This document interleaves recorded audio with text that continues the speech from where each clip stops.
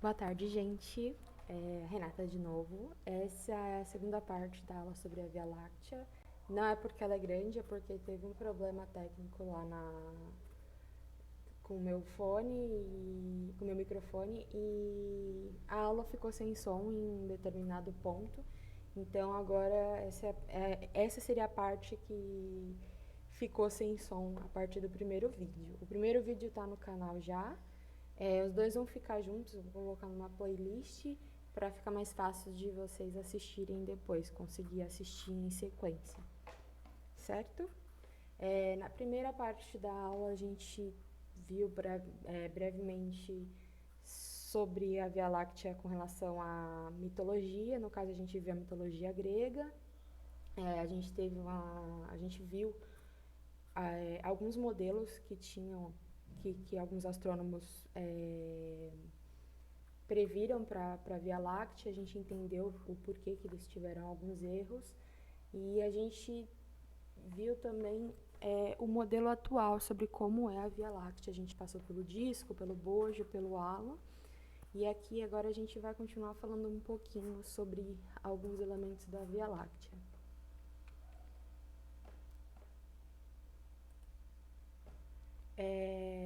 As estrelas da Via Láctea, assim como o Sol, eles se movimentam em órbitas circulares em torno do centro galáctico, junto com um gás.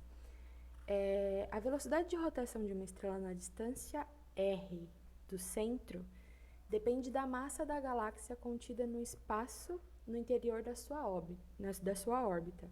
Então, a velocidade com que o corpo vai orbitar vai depender da massa que contém dentro da órbita dele e da distância que ele está do centro, no caso, do centro da galáxia. No caso em que toda a massa da galáxia esteja concentrada no centro, assim como a gente tem no sistema solar, a gente teria que a massa da galáxia, essa massa contida no espaço do interior da órbita, para qualquer corpo na Via Láctea, ela seria constante, o que nos dá a entender que conforme a distância desse corpo com relação ao centro, ou seja, o seu R, for aumentando, a velocidade desse corpo iria diminuindo. A rotação da galáxia, inclusive, aqui, ó, se vocês podem ver essa flechinha, ela é no sentido horário, tá? Porém, quando a gente vai estudar essa rotação na galáxia, a gente observa que esse perfil de rotação ele não acontece, ele não cai como seria o esperado, né?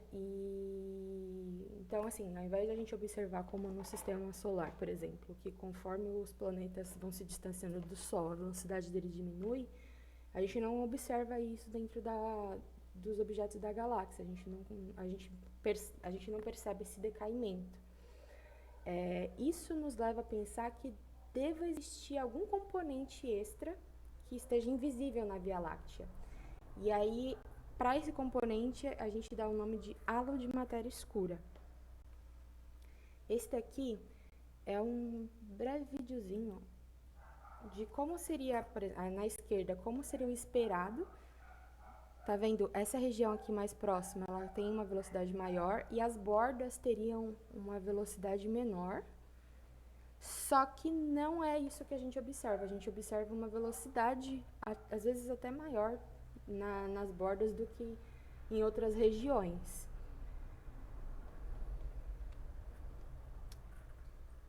E aí vamos falar um pouco sobre o que seria esse halo de matéria escura. Circundando a galáxia, a gente constatou que tem a presença de um halo, que ele vai muito além do disco, e ele é composto de matéria escura, cuja a natureza a gente não conhece ainda. A matéria escura ela compreende cerca de 90% da massa total da galáxia. Aqui é uma imagenzinha do que seria esse halo de matéria escura, essa região maiorzinha aqui.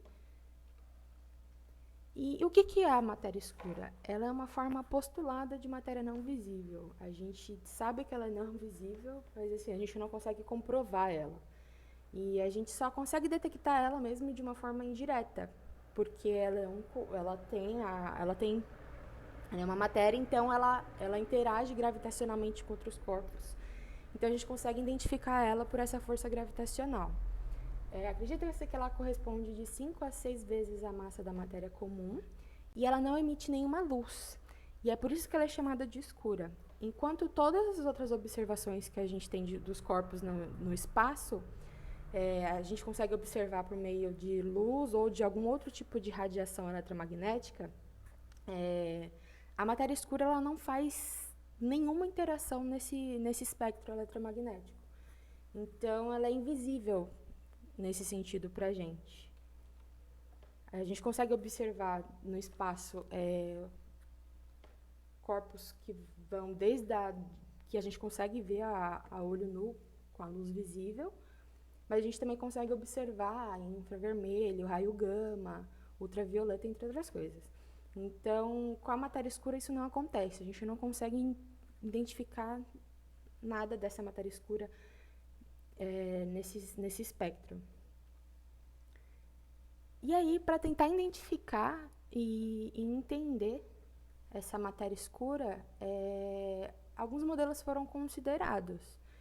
Dentre eles, os que a gente mais ouve falar, que a gente tem mais possibilidade que seja realmente o que seja a matéria escura, a gente tem os machos e os WIMPs. Os machos, que do inglês é Massive Compact Halo Object, ou objetos com halo compacto e grande massa, são objetos que são constituídos de matéria comum, são compactos e eles emitem pouca ou quase nada de luz, então a gente não consegue identificá-los. A gente pode citar como exemplos anãs marrons, Júpiters, estrelas comuns, mas de baixo brilho, anãs brancas ou estrelas de nêutrons.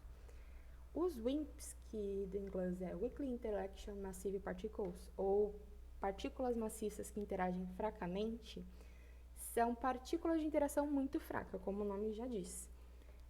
O motivo que se aceita essas partículas como candidatas fundamentam-se na estimativa de superabundância de elementos leves, apontados pela teoria do Big Bang. Então, acredita-se que tinha algumas matérias antes do Big Bang, e aí com a explosão eles se espalharam pelo restante do universo. Então, acredita-se que existe essa possibilidade de terem essas partículas. E a interação delas se dá somente por força fraca ou por força de gravidade. Os WIMPs eles são mais difíceis de detectar, as técnicas para tentar identificar essas partículas são mais caros, então assim, a gente não vai comentar muito sobre elas, mas como é que a gente detecta um macho, por exemplo?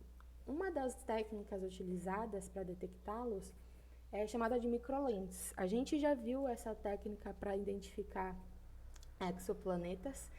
É uma técnica, ela é explicada pela relatividade geral, que basicamente um corpo ele vai interagir gravitacionalmente com outro e conforme, nesse caso aqui, quando um macho passa na frente de uma estrela, ele vai alterar o campo, a gravidade nessa região, e isso vai encurvar os raios de luz e a gente vai conseguir observar um pico de luz dessa estrela, que é o efeito lente mesmo, que foi uma coisa que a gente já explicou, que quando a gente coloca a lente com direção ao Sol e, por exemplo, você coloca numa região, você consegue ver uma ampliação da luz, né, do Sol. Então, seria uma forma de identificar esses machos. Quando ele passar na frente de uma estrela, a gente vai ver, observa-se um encurvamento da passagem de luz. Então, um indício que ele está passando em frente de uma estrela de fundo é o pico nessa intensidade luminosa da estrela. E a gente consegue identificar esse pico por meio de telescópios. Então, a gente consegue plotar um gráfico mostrando a intensidade luminosa e perceber que ela aumenta em um determinado intervalo de tempo. Como a gente pretende entender a matéria escura, pretende a gente quer conhecer melhor sobre ela, entender como ela funciona, como ela interage com o restante do universo, alguns projetos foram lançados, entre eles o projeto Macho, em que nesse projeto foram observadas 12 milhões de estrelas na Grande Nuvem de Magalhães, que é galáxia satélite a nós, entre 1992 e 98, com um telescópio lá no observatório na Austrália. Detectaram que seria uma estimativa do número total de machos na Via Láctea. E aí, determinando a massa desses machos, conseguiu-se estimar a massa total de machos na nossa galáxia. O projeto e outros similares detectaram vários machos. Logo, a gente sabe que eles existem. Porém eles não chegam nem perto do número de massa suficiente para explicar a matéria escura na Via Láctea. Eles compõem menos de 1% do número suficiente para explicar essa matéria escura. Então, desse modo, acredita-se que a matéria escura ela é composta majoritariamente pelos WIMPs, que são partículas elementares que a gente ainda não conseguiu detectar, justamente pelo que eu já falei. É mais difícil, os projetos são mais caros, as tecnologias, tem interferência de raios cósmicos, entre outras coisas, então é mais difícil de a gente conseguir detectar essas partículas.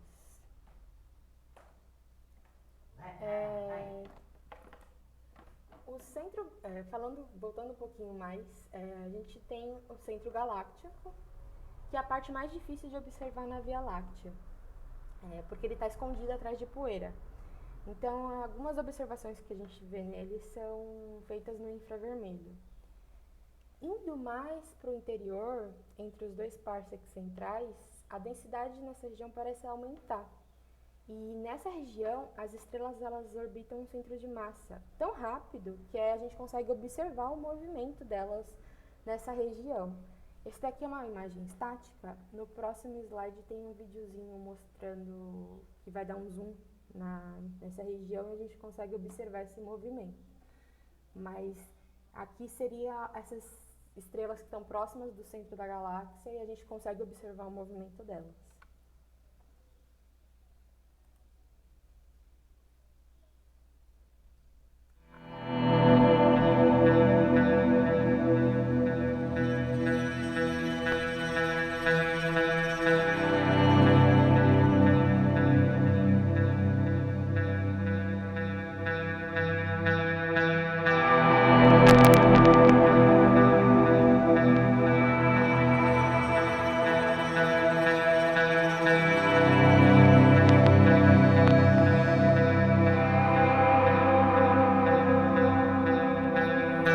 nessa região.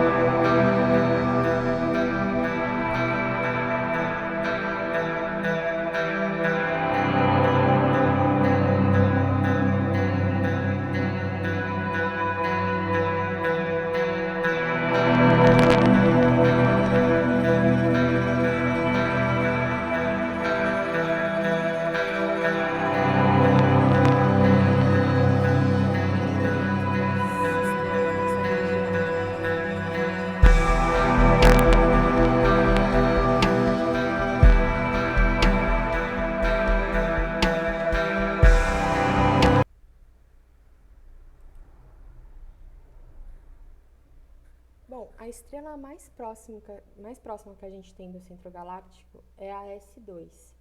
Ela orbita a região de Sagitário A estrela galáctico em apenas 15,2 anos, chegando a 120 unidades astronômicas do centro, uma órbita que é só 4 vezes a de Plutão em torno do Sol, 4 vezes maior. A de Plutão seria de 32 a 40 unidades astronômicas. Nesse 120 unidades astronômicas interno da galáxia se concentra uma massa de aproximadamente 4 milhões da massa do Sol, que a gente pode calcular a partir da velocidade da órbita da S2, que é o mesmo princípio que a gente estava vendo na curva de rotação. A gente consegue fazer essa medida com a velocidade orbital da S2, a gente consegue, e a distância dela a gente consegue definir essa massa nessa região. Aqui a gente tem um infravermelho, onde a gente vê centenas de estrelas próximas dessa região, de Sagitário A estrela. Nessa região existe uma fonte misteriosa de radiação infravermelha, que a gente chama de IRS-16, que aparentemente ela é composta de poucas estrelas de alta massa, mas que não explicam essa massa de quase 4 milhões de massa do Sol na região. Então, o que poderia ser essa concentração de massa?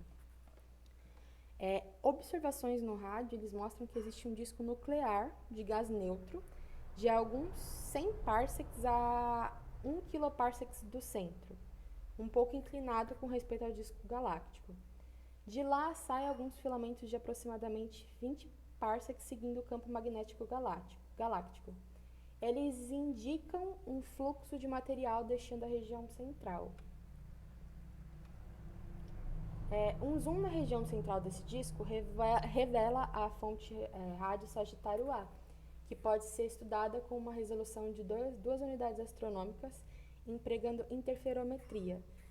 Interferometria é uma técnica que você capta várias ondas em várias regiões, em várias direções, e aí depois você sobrepõe essas ondas, as que estiverem na mesma fase vão se somar, as que estiverem com fases diferentes se anulam, e aí você consegue uma imagem, uma resolução maior da região. Eu até coloquei aqui uma estrelinha, porque eu vou deixar um vídeo para vocês conseguirem entender melhor a técnica. Lá se encontra um disco molecular de 2 parsecs, que vai de 2 parsecs a 8 parsecs do centro. E ele é 20 vezes mais quente e 150 vezes mais denso que as nuvens moleculares no disco.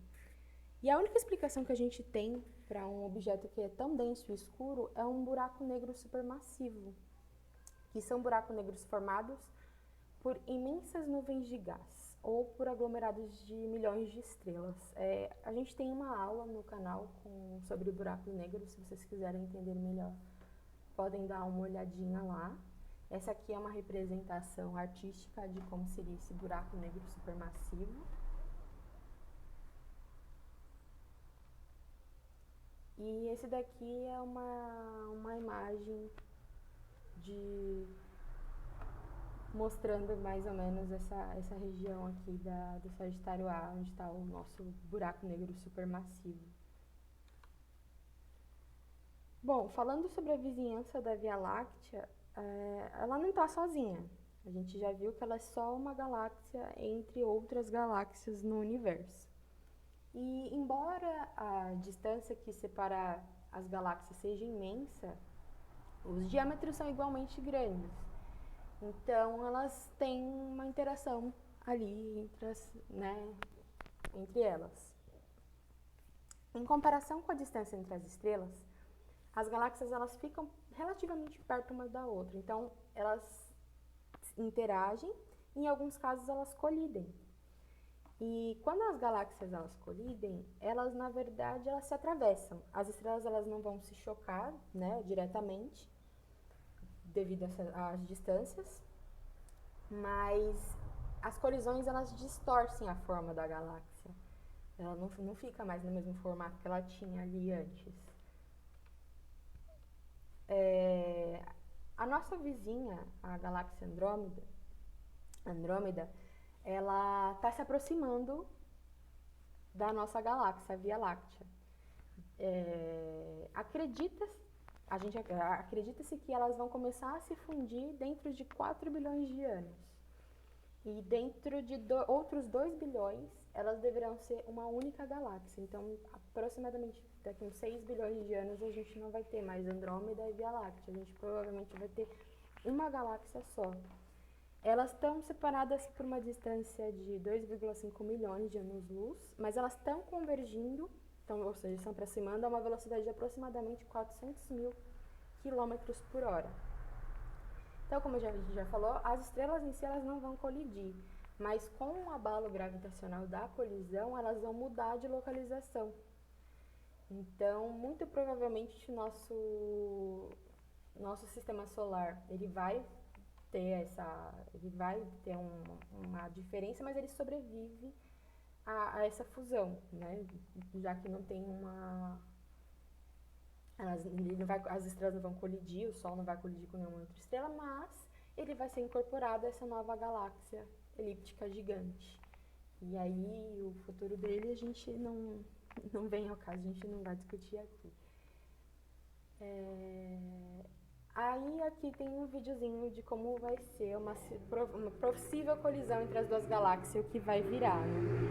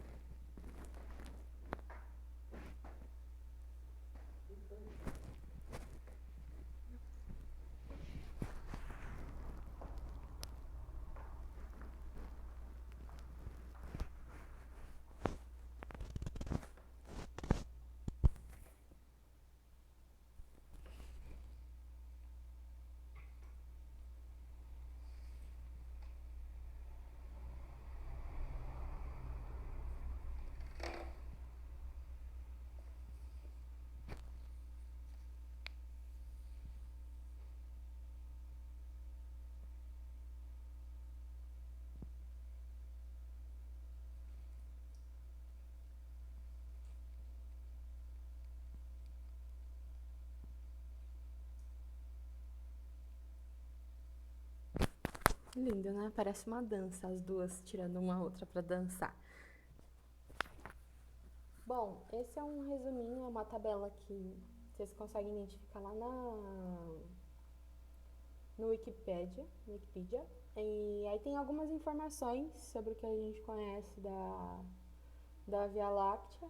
Mais uma vez, na aula sobre galáxias, a gente vai ver sobre a classificação das galáxias, como a gente classifica elas. A gente tinha visto uma imagem com a distância do Sol ao centro de aproximadamente 27 mil anos-luz. Em alguns lugares vocês vão ver 26, em alguns outros 28. Mas assim, são coisas próximas, né? E aí aqui a gente tem uma impressão artística de como é a estrutura da galáxia, no que a gente tem de mais recente de mapeamento galáctico. Aí tem aqui os braços, a gente tem a barra, então seria mais ou menos isso aqui, o local onde a gente mora. Então, gente, é isso. Muito obrigada. Aqui tem algumas referências dos materiais que eu usei para fazer a aula. Deem uma olhadinha, leiam. É bem interessante, tem bastante coisa. Algumas coisas com um pouquinho mais de cálculo, para quem quisesse avançar um pouquinho mais. A gente tem redes sociais, tá? A gente tem o Instagram, o Facebook. Então, se vocês tiverem alguma dúvida, ficou alguma dúvida com relação à aula, vocês quiserem saber algum tema a mais, podem procurar a gente para tirar as dúvidas de vocês. Não se esqueçam que a gente ainda tem mais algumas aulas do curso. Para o pessoal, acredito que vocês já tenham assinado a lista de presença da aula de sábado. E eu espero que também tenham respondido o questionáriozinho, só para a gente ter uma noção de... Acho que agora fica mais fácil de responder, também não tem muitas questões, não estão tão difíceis. É mais para saber se vocês absorveram algumas informações sobre a aula.